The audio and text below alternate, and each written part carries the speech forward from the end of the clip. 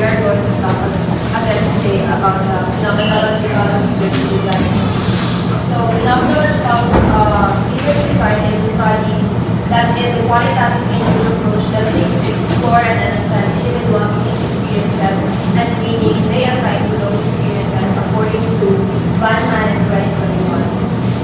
The methodology originates from phenomenology, a philosophical movement founded by Edmund Husserl, which emphasizes the direct examination of phenomena as they are perceived by consciousness without the application of preconceived assumptions by the observer.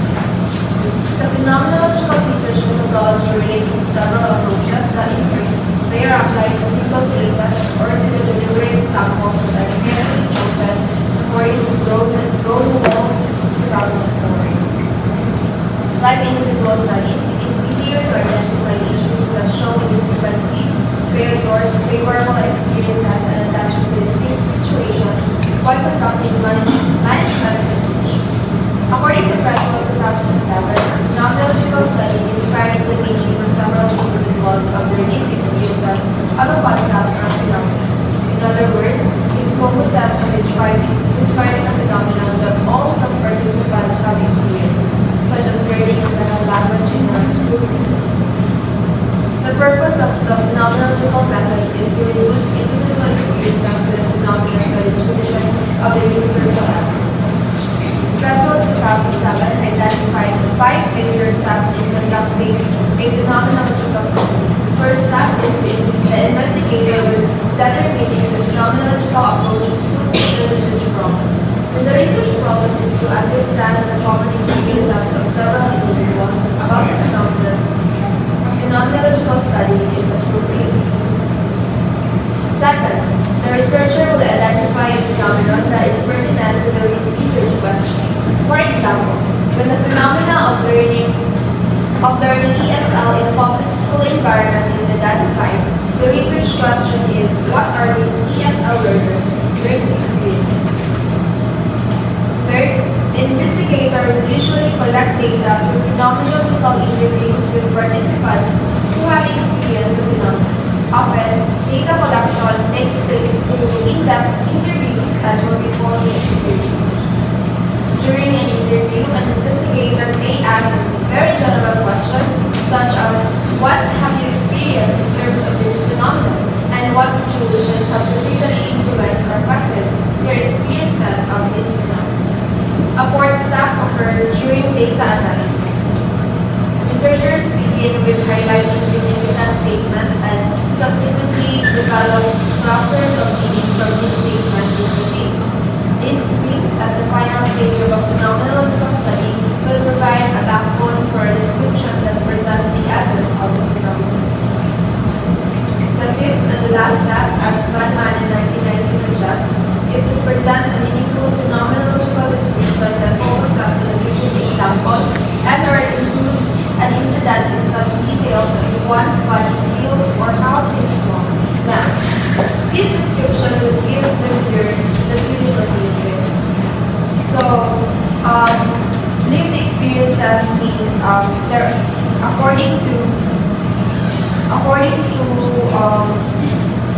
according to Chandler and Van Dalen, lived experiences is the direct involvement or the knowledge of a person who led certain situation or the direct involvement of a person who led certain situation. So next we are going to tackle about the article that uses the phenomenological research design to navigate cross-cultural challenges by teaching. Let's proceed to the navigating of cross-cultural challenges in phenomenological study of studies for environmental topology and higher education supporting universities. First is research questions. What are the challenges experienced by the IF or international faculty in their professional work during and after the COVID-19 pandemic? Second one is how the IF overcome the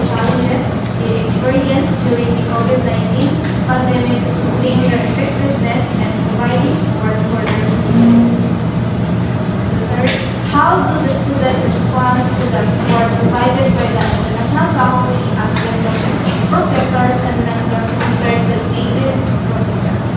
Number 4, how does IF relate to the rest of the faculty landscape?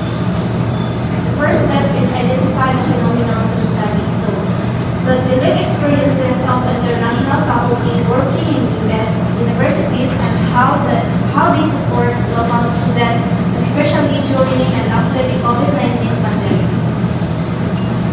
Step 2, and Article 1, formulate the research questions. So, based on the nila, so number 1 is what are the challenges experienced by international faculty and their for during and after the COVID-19. Step 3, Article 1, choose the theoretical framework. There is model of Constellation 2017 for cultural adaptation of theory by Kim 2017, social cultural theory by Vygotsky 2016, transformative learning theory, hosted cultural.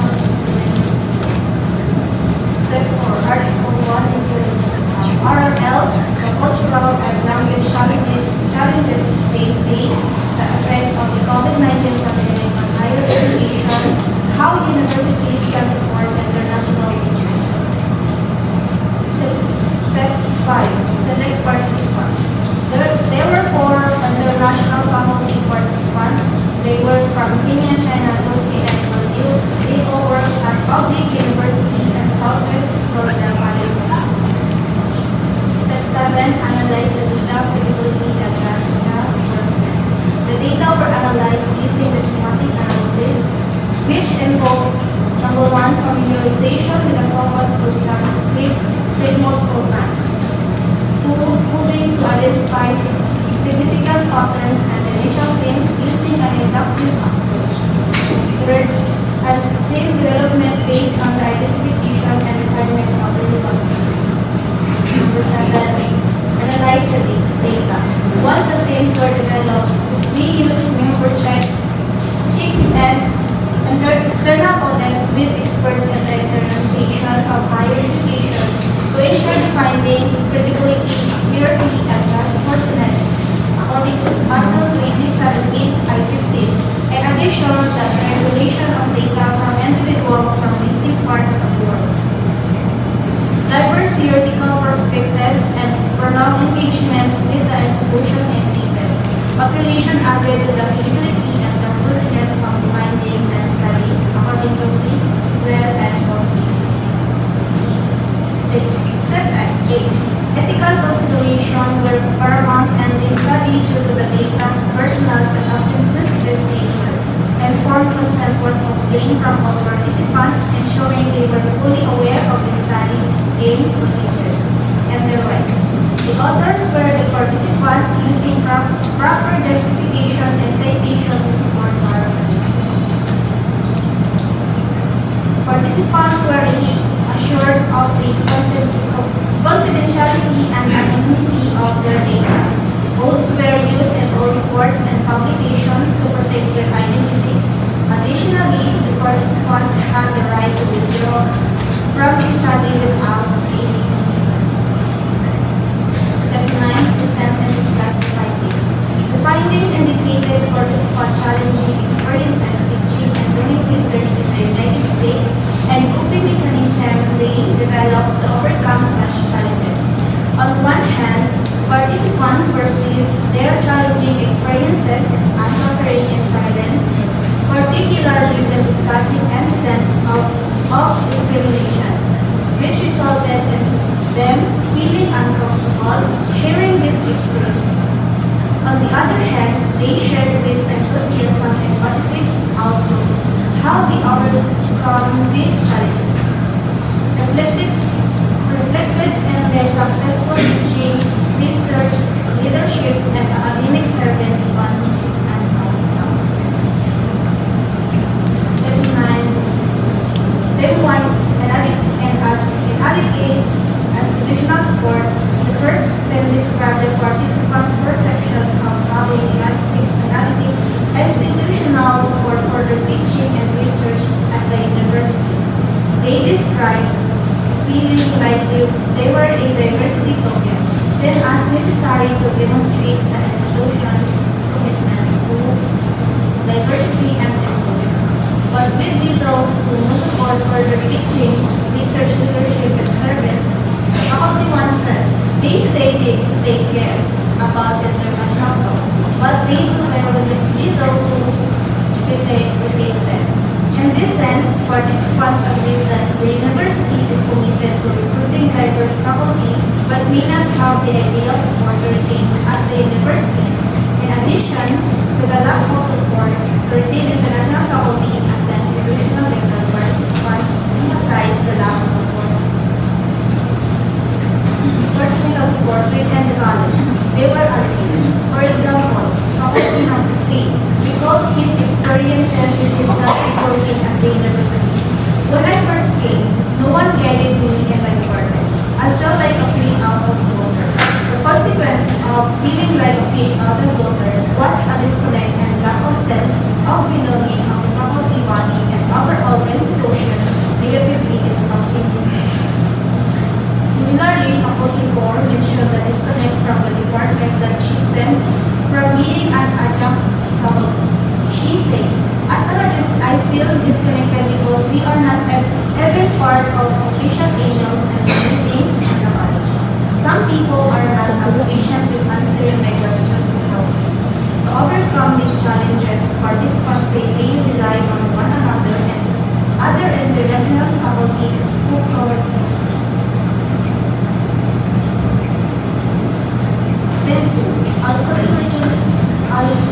acculturation challenges in the United States and how they impacted their teaching, research, leadership, and services at the university because of the participant distinct cultural and linguistic backgrounds.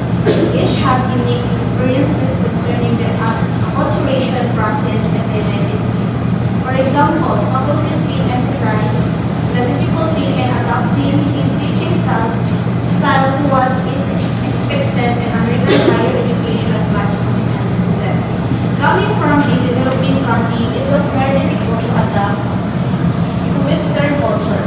Faculty added the issue of bias and cultural differences to the situation, saying, we are experiencing a lot of stress and overcoming the challenges of learning and teaching in a new language, as well as overcoming bias and cultural differences. The participants highlighted bias concerning students' perceptions of their families, of origin, race, ethnicity, languages, and other cultural elements.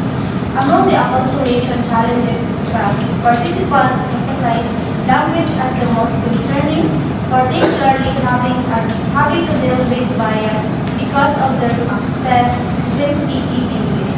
For example, for faculty 3, language differences and having an accent were a gateway for students to complain about other aspects of their teachings and interaction with them.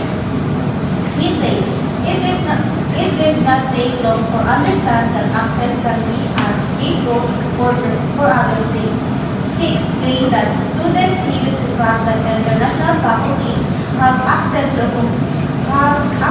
to complain about being clear in assignment guidelines to or blame them for not understanding class content.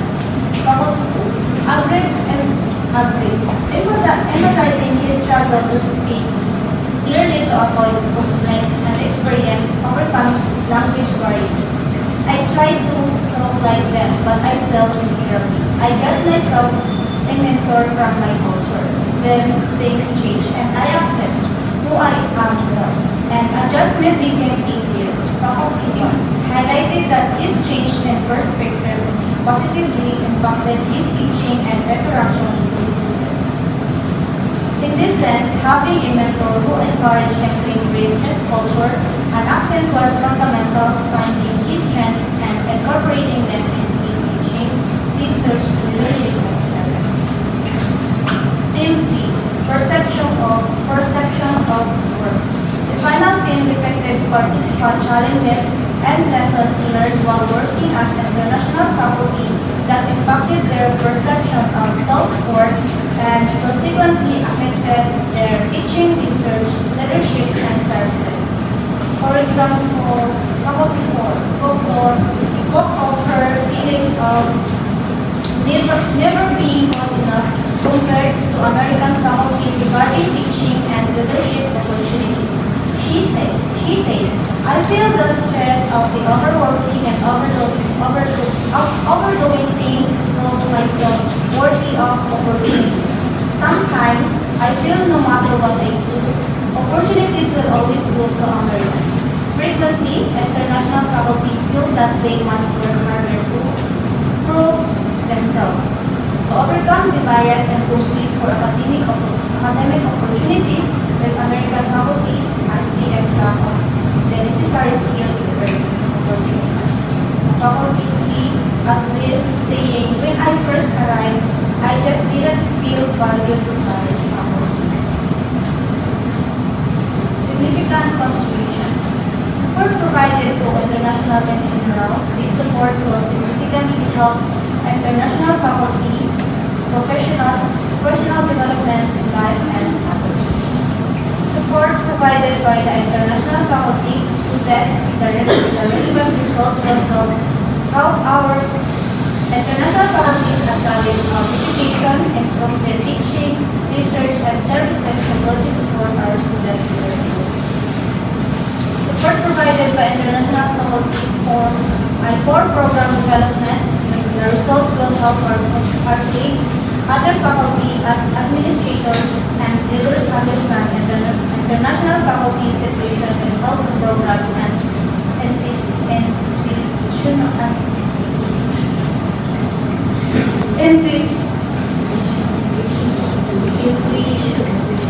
institutional development.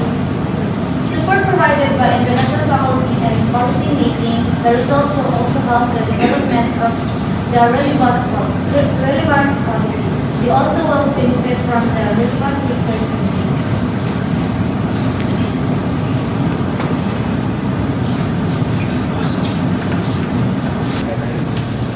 So the next article is entitled Experiences of Working While Studying, a Phenomenological Study of Baguio Central University College Students by Sabrilen, Kitani, and Mateo 2020. So the research questions are as follows. What is the general opinion of students regarding the idea of having a job while in school? Next, what advantages and drawbacks come from combining work and studies? What issues do students encounter while juggling schooling with a job, and how do they address these difficulties? And what advice would you give to students who are studying and working simultaneously? Next, the steps on how the researcher come up with this study, a phenomenological study. So first, the step one is identify the phenomenon to the study. So that is experiences of working while studying, a phenomenological study of Baguio Central University College students. Step two is to identify the research questions. The four research questions are here. Then the next step is the literature review. So these are some of the related literature that supports the data in the study, and as well as the research instruments used, and it also supports the research questions in the study. So the next step is the creation of the research design. So this study utilizes a qualitative approach which gathers pertinent information to a phenomenological practice that pays attention to comprehending and deciphering the significance participants give to their daily lives. According to Devo 1998, it is a subjective analysis. So step 5 is to identify the research participants.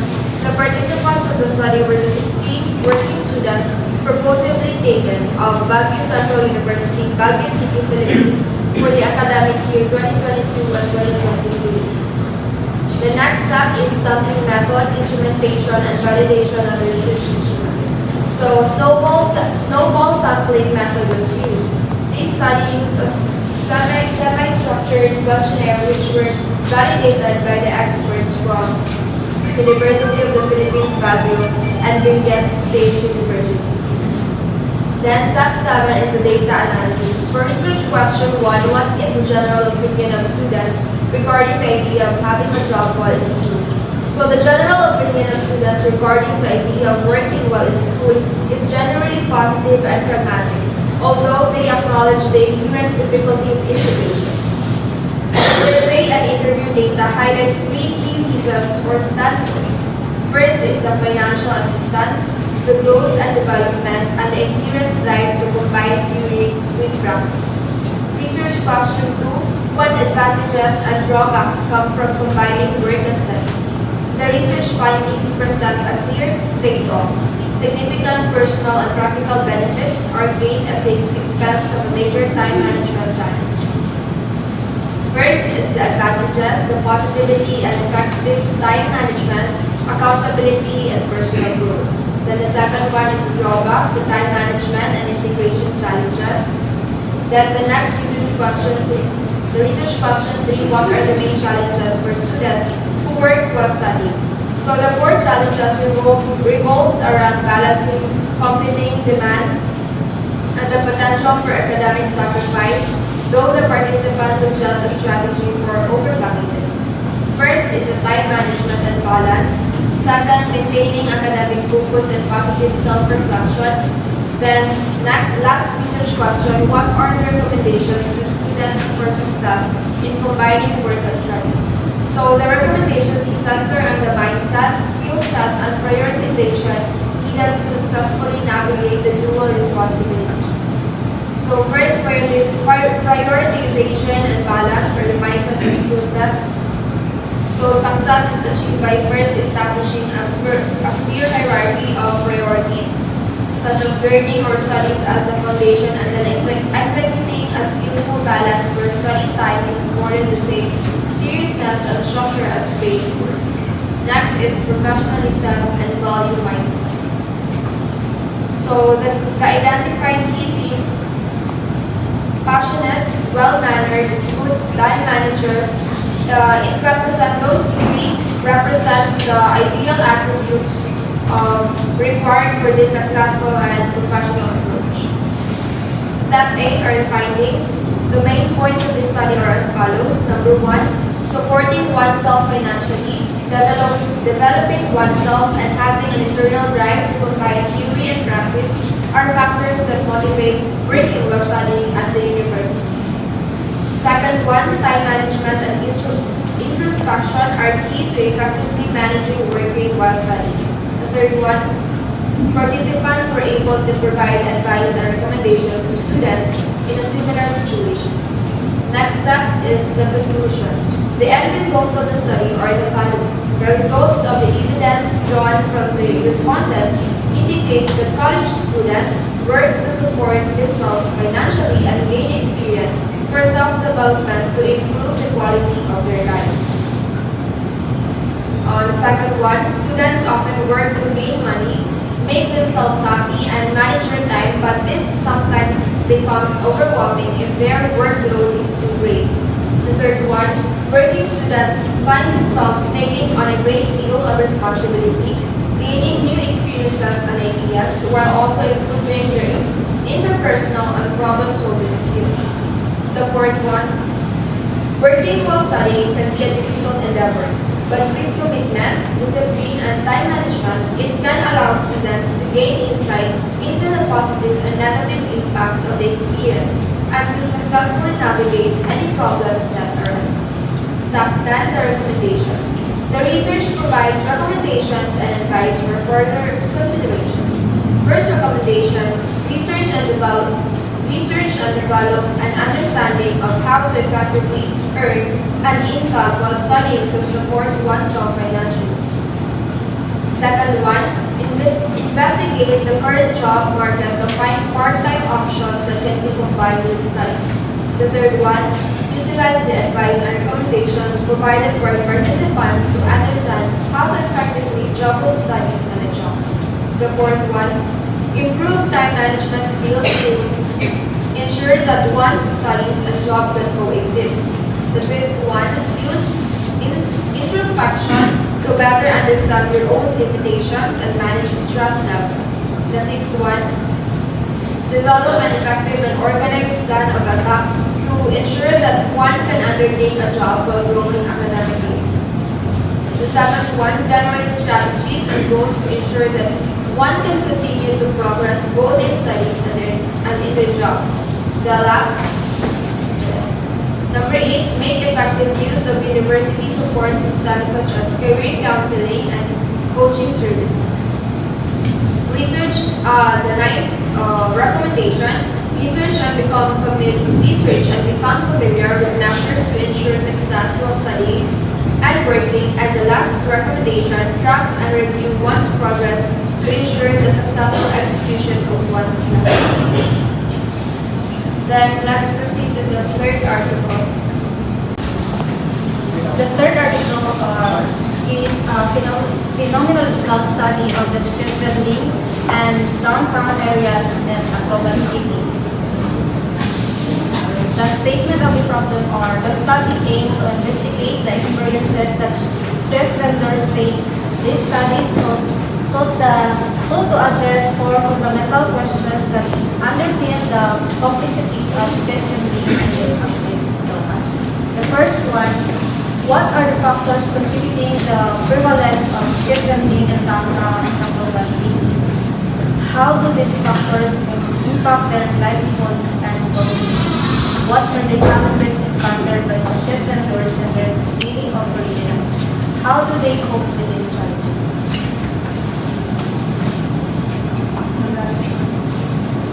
The next reporter is Good morning once again. So we will gonna discuss the second qualitative research, which is ethnographic research design.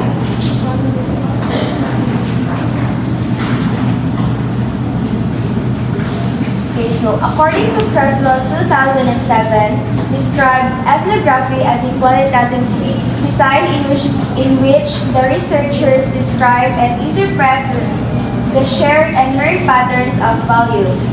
P68. Ethnographic research provides a study on individuals in their own environment.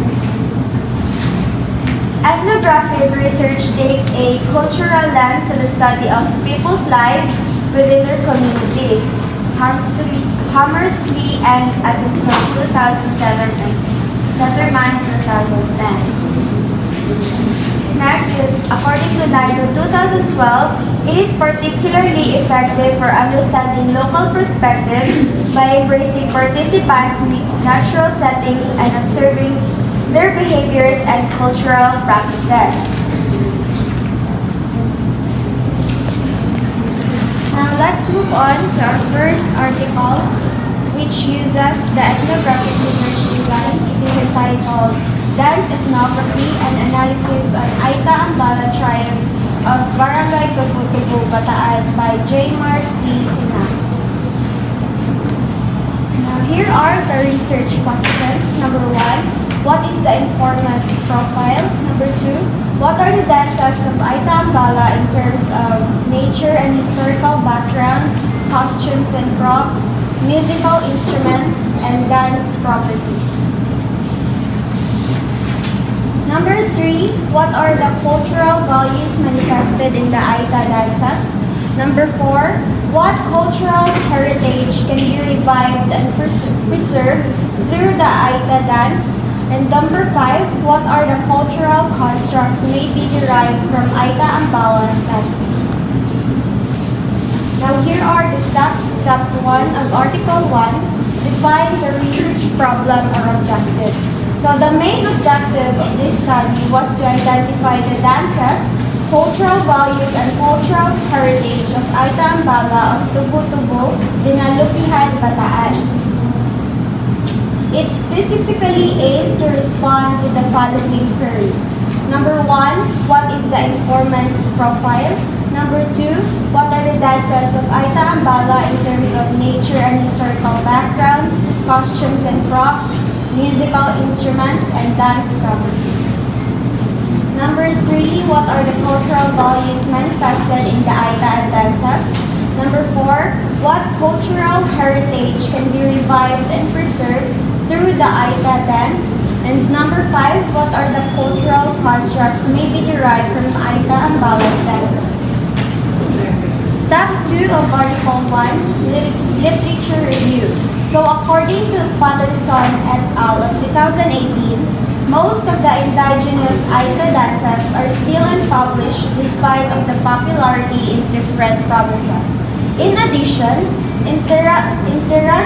interracial marriages are also a determining factor why Aitus is slowly losing their cultural norms and identity. Some of them try to assimilate themselves to modern society and turn away from the traditions they have. If this trend will continue for the coming years, we can expect that these tribe dances will come into extinction, and this is indeed a great loss in the Philippine history. Step 3 of Article 1, Research Design. So this study is qualitative research employing a descriptive and ethnographic research design using the non-participant observation, interview, field notes, and documentary as methods. Step 4 of Article 1 is the research participants. So the 7 key informants were selected using this criteria. First is the chieftain of the tribe who has an influential role in the community of Aita and Bala.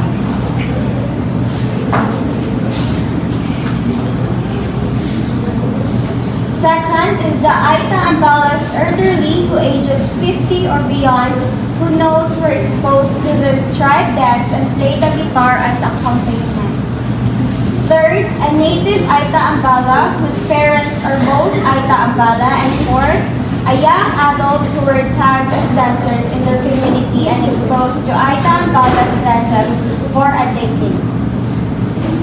To postulate a balanced perspective, the 3 general informants were chosen to provide the ethic or outside views on Aita and Bala's dances. General informants were selected based on first, residents of the community whom they called as Unat, who lives at Barangay Tubo-Tubo for 1 decade or beyond and exposed to Aita and Bala's dances. Second, residents from the neighboring towns of Barangay Tubo-Tubo who heard about Aita and Bala's dances. Third, general informants who were dancers or choreographers, artists, and or music experts who will interpret the dances of Aita and Bala. Step 5 of Article 1 is the research instrument. So the interview, tape recorder, camera, and video camera were the tools used in this investigation. Step 6 of Article 1 is the data collection. So documentation includes the following: nature and historical background of the dances, costumes and props, musical instruments, characteristics, body movement, and values manifested in the dance. The data were organized and analyzed using horizontalization, clustering, and developing textual and structural description following transcription. The meaning units were clustered to develop categories and uncover emerging themes, and finally, textural and structural were developed from emerging themes. Step 7 of the Article 1 is the data analysis and interpretation. So the first research question is, what is the informant's profile? So key informants were mostly dancers or performers on Aita and Bala dance and have been exposed to their customary practices and traditions for decades since they learned their tribe dance from generation to generation. General informants, on the other hand, were selected on the basis of their exposure to Aita and Bala tribe, had been witnessed the Aita and Bala tribe dance, and expert choreographers who understand the steps, body movements, and time signature of Aita and Bala dances. Research question number 2. What are the dances of Aita and Bala in terms of nature and historical background, costumes and props, musical instrument, and dance properties? So 2.1, Sayaw Talipi, or the ceremonial dance. It is performed during Thanksgiving celebrations and healing rituals. It demonstrates the tribe's gratitude to their Apo na Malayari, or their supreme deity. Next dance is the Magligaw, or the courtship dance. It symbolizes affection and the courtship rituals of young Aita and Bala men and women. It reflects their values of love, respect, and modesty.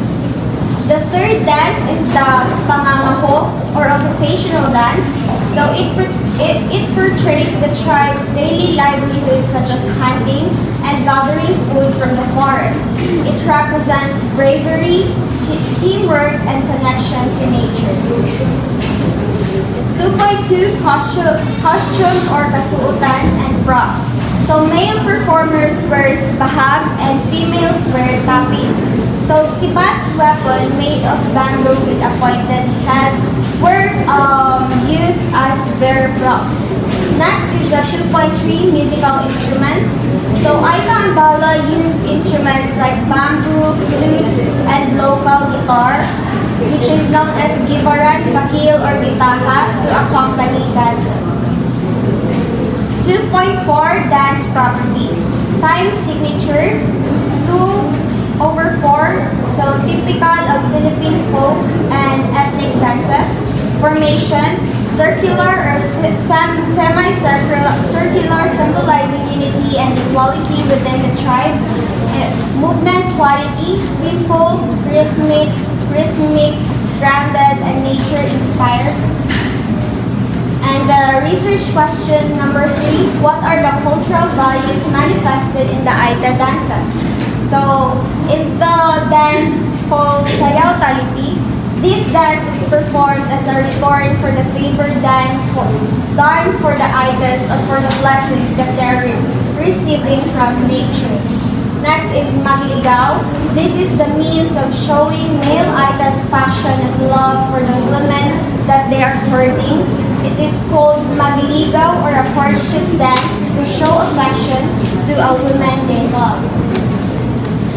Next, and the last dance is Pangangaho. So this dance is done as a way of hoping for a bountiful harvest and hunting. So it is sometimes accompanied with offerings such as livestock, eggs, or fruits.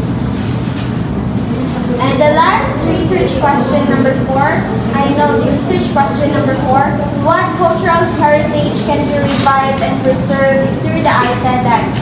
So the legacy of the Aita and Bala also reflected on their dances, which are also passed through their lineage. As observed, the other two emerging themes are also connected to the cultural heritage of Aita and Bala. So this means their dances mirror their surroundings, their daily activities, and their identity as tribes. The emerging themes of cultural heritage are religious beliefs, courtships, and livelihood. Research question number 5. What are the cultural constructs may be derived from Aita and Bala's dances? So now let's move on to step 8 of Article 1, Summary of Findings. So summary of findings based on the data gathered in the study, the following were the findings. Number 1, profile of the respondents. Key informants were mostly dancers or performers in Aita and Bala dance and have been exposed to their customary practices and traditions for decades since they learned their tribe dance from generation to generation. So general informants, on the other hand, were selected on the basis of their exposure to Aita and Bala tribe, had been witnessed the Aita and Bala tribe dance, and expert choreographers who understand the steps, body movements, and time signature of Aita and Bala dances. Number 2, Aita's dances of Aita and Bala include courtship, ceremonial, and occupational. The said dances reflect different activities that are common among the tribe. It also includes the historical background, costume, time signature, props, structural formation, dance steps, and figures. Number 3, cultural values manifested in Aida's dances. Although the values are not directly presented, these are still manifesting through the themes of their dances. Included in the cultural values are bravery, respect, and gratitude, which are also part of the embodiment of different dances of Aita Ambala. Number 4, cultural heritage that can be revived and preserved. The legacy of the Aita Ambala also reflected in their dances, which are also passed through their lineage. As observed, the other two emerging themes are also connected to the cultural heritage of Aita Ambala. This means their dances mirror their surroundings, their daily activities, and their identity as tribes. So the emerging themes on cultural heritage are religious beliefs, courtships, and livelihood. Step 9 is the conclusion. So Aita typically use bamboo, flute, and the indigenous guitarra or different pakil guitar to accompany a particular dance. Their attire is a traditional one known as tapis, which female Aita wear to cover their entire body, and lubay, which male Aita wear as undergarments. Wrap-around skirts are worn by young women. So while older males wear loin clothes, older women wear bark clothes. The elderly members of the Aita tribe dress in a bark cloth strip that is worn around the waist and runs between the legs. Its typical hue is red, which stands for respect and bravery. The values lurk within the underpinning themes of the dances, which can be observed once the tribe performs their dance. Also, the cultural values can already be detected based on the meanings of their dances, which proves that dancing truly reflects the culture of their tribe. These cultural values were also backed up by theoretical concepts. Apart from cultural values, the legacy of the Aita Ambala also reflected in their dances, which are also passed through their lineage. As observed, the other two emerging themes are also connected to the cultural heritage of Aita Ambala. This means their dances mirror their surroundings, their daily activities, and their identity as tribes. Now let's move on to the second article. Multilingualism and an ethnographic study of Maranaw school children in Sorsogon City, Philippines, by Michael John Ivona Hamora.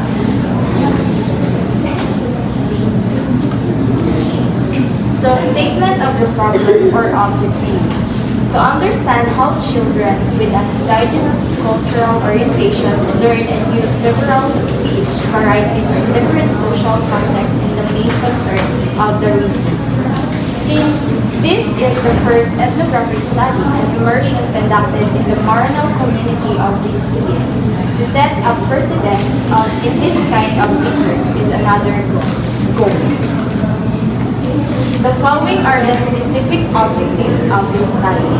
First is to identify the language varieties acquired or learned and used by Maranaw school children in their community as well as in their regular classes on the madrasa.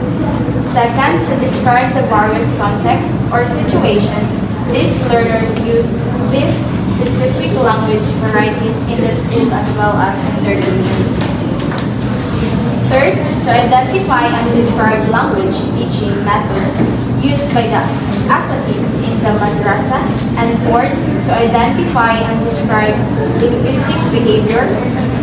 A and situation is B, present in and related to the language acquisition or learning process of these children.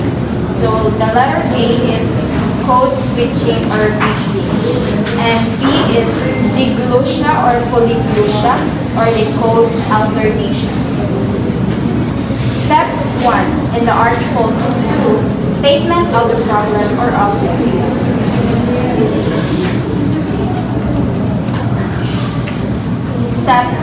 Step 2 in the Article 2, Review of Related Literature. The Handbook of Applied Linguistics 2004, which was edited by Alan Davis and Catherine Elder, contains chapters that were written by individual contributors. The most relevant to the research are Chapter 17, The Native Speaker in Applied Linguistics by Alan Davis, James D. Browns, Chapter 19, Research Methods for Applied Linguistics, Scope, Characteristics, and Standards, and Chapter 28, which is Heather Ladder-Instone's Bilingual Education, Definitions and Discussions of Key Concepts. From this resource are included in various sections of this paper to reinforce the claims asserted. The Routledge Handbook of Applied Linguistics in 2011, edited by James Sampson, complements the reference by Davis and Elder 2004, with additional definitions, descriptions, and illustrations of the concepts linked to this study. Similar to the latter, the chapters of this volume are also by various contributors. Of utmost importance are Chapter 36, Linguistic Categories, Mutual Intelligibility of Bloomfield 1926, Dialect Boundaries and Linguistic Convergence are described and illustrated. These concepts are essential in defining and explaining the multilingual context of the present study, especially the social-linguistic interactions of the subjects within the larger source code community. Linguistics and Language Education in the Philippines and beyond. A fest script in honor of Maria Lourdes S. Bautista in 2005, edited by Danilo Pidayat and G.S. Quackenbash, is another compilation of research articles. Of these, 3 were vital to the conduct of the present study. Policy research on access to quality basic education for Muslim learners. On May 2007 is a study prepared by Simio Enote. Now, the step 3 in the Article 2, the research design. So the qualitative social linguistic research design is most applicable since the study is based in a community and focuses on the speech features of its members. This is also longitudinal. Still seen New Journal of Higher Education, Volume 8 of 2014, 6 ongoing for 10 months now and designed to continue for another 2 to 4 years and collaborative with the stakeholders, subjects of the study. Thus, the status of the researcher is equal to that of their elders. Now, the step 4 in the Article 2, research participants. The primary or key informants of this study are 6 asatids, 2 male and 4 females, all Maranal migrants and proficient in Arabic. The subjects are Maranal children who are mostly born and raised here and have frequent interactions with native Sorsoganos. Balik Islam or converts, pupils are excluded from this study, since more often than not they do not know Maranao. Next is the step 5 in the Article 2, research instruments. It is also important to note that in order to understand the experiences of an individual or a community from a first person's perspective, according to Willington and Saxor-Binsky of 2007, page 20, the primary data gathering instrument must be the researcher himself, who has to undergo social immersion in the community of the subjects to be accepted and learn their culture and language. It must be noted that in order for ethnographic techniques, especially participative observation to yield significant data. The researcher must be socially embedded in the community for a period of time. Thus, the term immersion and be recognized before he gains the trust and confidence of its members and proceed with his task. Step 6. Continue. In step 6, article 2, data collection. So data for this study were gathered through qualitative and ethnographic methods conducted over a longitudinal period of 10 months, with plans to continue for another 2 to 4 years.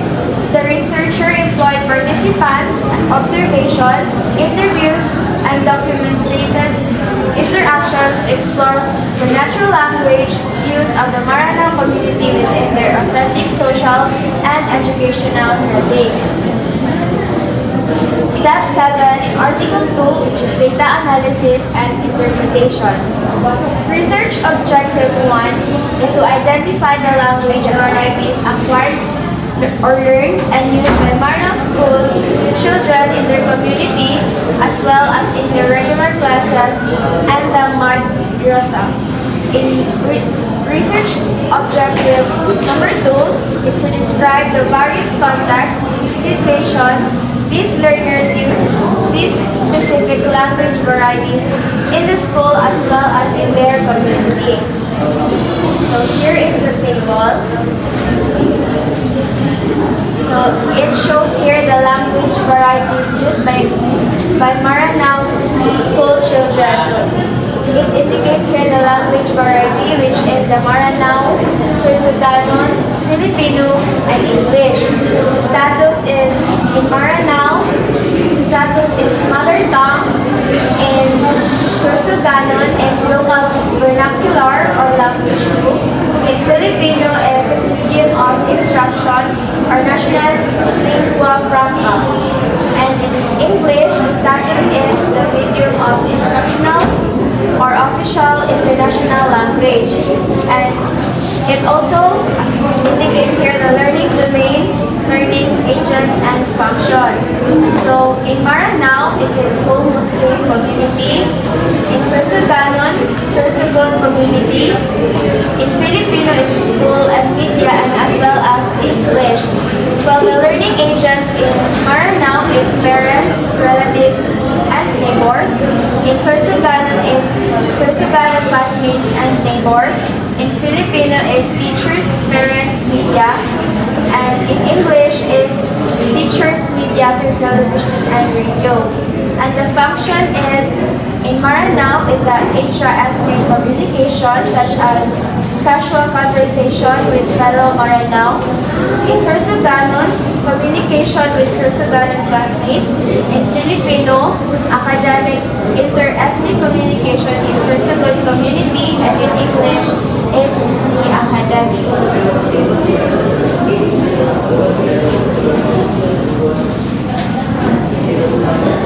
So in step 7, article 2, data analysis and interpretation. So in research objective number 3 is to identify and describe language teaching methods used by asatids in the madrasa, and research objective number 4 is to identify and describe linguistic behavior, A, and situation will be present in and relate to the language acquisition learning process of these children. A, code switching, mixing, or code alteration, and B, diglossia or polyglossia. So here is the status of language varieties. It indicates here the status prestige. So in Fishman, 1970, the Maranao has A as vernacular, the Sorsoganon is L as vernacular, the Filipino is H as medium of instruction and national official language, English is H as medium of instruction or official language, and it also includes Arabic, which is Also H as a language of religion, but only classical Arabic is taught in the madrasa. While in Plat 1977, it says here in Maranao, L1 is a minority speech but preferred by both subjects and informant. In Sorsoganon, L2 is dominant vernacular language in the community but only used by the subjects in inter-ethnic communication, rarely learned and used by their parents, the informant, although many can understand it already. In Filipino, it is H3, it is beyond its classroom use, more preferred medium for inter-ethnic interactions. While in English is H2 or DH, only used in school context. And lastly, in Arabic is H1 DH as language of religion. This is exclusively used in the masjid and the madrasa.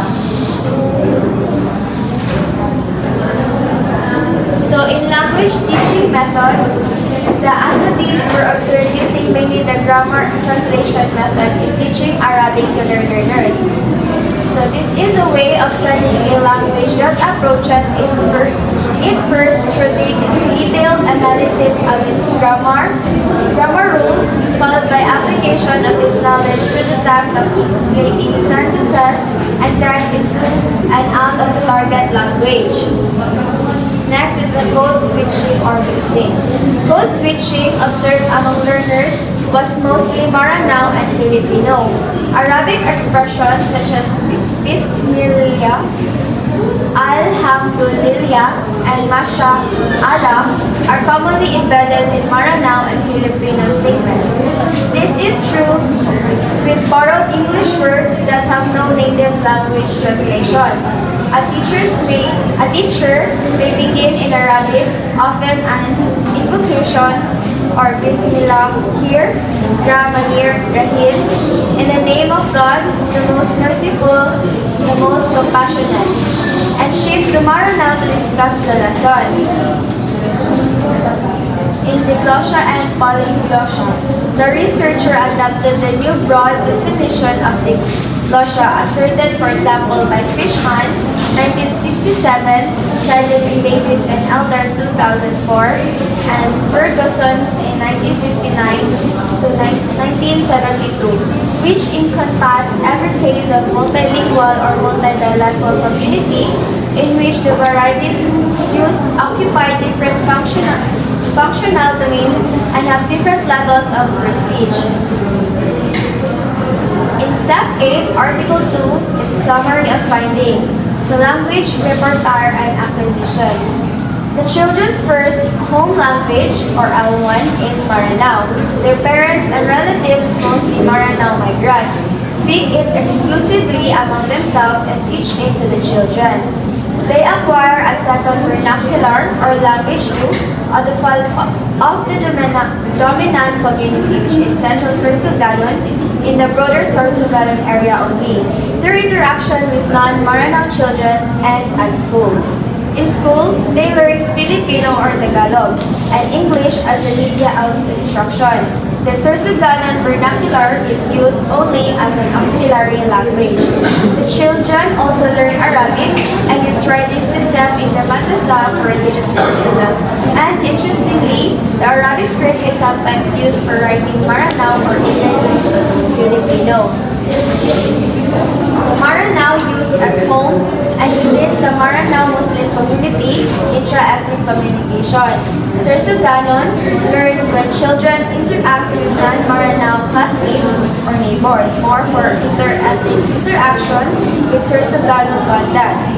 Filipino plus English is used in formal schooling, media, and for inter-ethnic or national-international communication.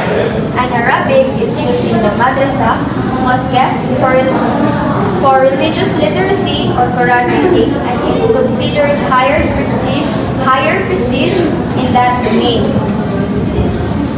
And step 8 in Article 2 is the summary of findings, which is code switching, mixing, and diglossia, polyglossia. So children frequently engage in code switching, mixing, like embedding Arabic expressions such as Bismillah Rahmanir Rahim or Almadulillah into Maranao or Filipino utterances, shifting between Maranao, Filipino, and Sorsoganon depending on their interlocutor or context. In diglossia or polyglossia, the study adopts a broad definition of diglossia, which is varieties with different domains and prestige. The children's linguistic environment show a hierarchy of status among languages, Arabic, English, Filipino, to Maranao, to Sorsoganon, in terms of prestige in that community. In step 9, or in article 2, which is conclusion, is a sense of self of an individual is often connected with the languages in which one grew up as a child. One first language is mother tongue. The sense of self, its personal identity, is closely associated with the power that being a native speaker gives. Such as power is very hard to attain in any additional acquired language, however successful and acquisition, according to Davis and Eldar 2004. Most Maranao children in Sorsogon City who have acquired their parents' language 1 and also learned the vernacular of the dominant community as language 2 exhibit considerable control and mastery in the use of these speech varieties. Step 9, Article 2 is conclusion. Thus, as individual persons, they can effectively function in both settings with confidence, a communicative ability that neither their parents nor native Sorsogons possess. In addition, the cultural identity of people is encoded and signaled by the language varieties they use and prefer. In the social-cultural context, these mediate their personal, social, cultural, and language affiliations through their language repertoire, according to Davis and Elder. Although still maintaining a strong connection to their ethnic heritage, these children have unknowingly created a bridge across social-cultural barrier between their people and the Sorsoganon by learning and accommodating the later's native dialect into their own. This strengthens communication between their communities and eventually will lead to a mutually beneficial social synergy. And the last article is Ethnographic study about motivation, socialization, and proficiency by Musain BSNED. So the statement of the problem or objectives is, what do the participants' writing errors reveal about his patterns of thought and his writing difficulties? And number 2, how do the participants' motivation and socialization process affect his overall proficiency and learning?